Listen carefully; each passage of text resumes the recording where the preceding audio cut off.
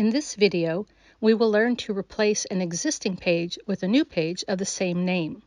Before we start, be aware that this video was created on a staging version of a Digital Commons website.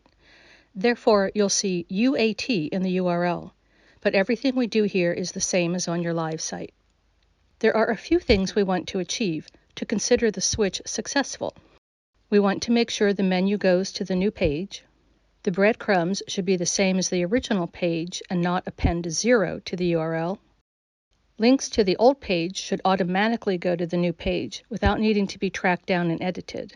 A site search should return the new page, not the old one, and the user should not get a 404 if they use a bookmark to the old page.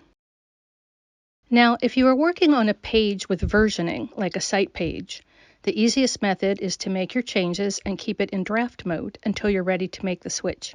The original version is visible to the site visitor until you publish the changes. That way you don't have to make any other modifications to replace the page. In this example, we'll replace a landing page. Create a clone of the page. Leave the title with clone in it. Make the changes you want on the cloned page. Save the page, unpublished and not in the menu.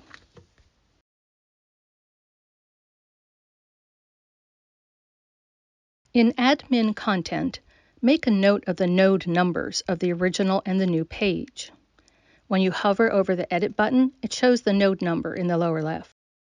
Now everything is staged to make the switch. A few steps are necessary in a particular order to achieve all our success criteria. First, edit the original page. Add a redirect from the old page to the new page. Edit the original page again. I'm adding old to the name. Take the page out of the menu and unpublish it. Save. Edit the new page. Change its name to just Example Replacement Page, taking clone out of the title. Put it in the menu and save it as published. Now let's check our work. The link to the page remains valid because it's using the redirect we created. Links created using the Link It tool go to the node number, not the page URL. So if we didn't create the redirect, the link would try to go to an unpublished page with the result that the site visitor gets an error.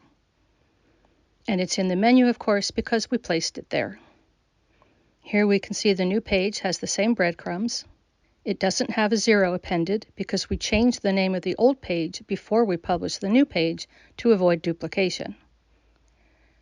When you've verified everything is working, you can delete the original page or retain it unpublished for possible future use.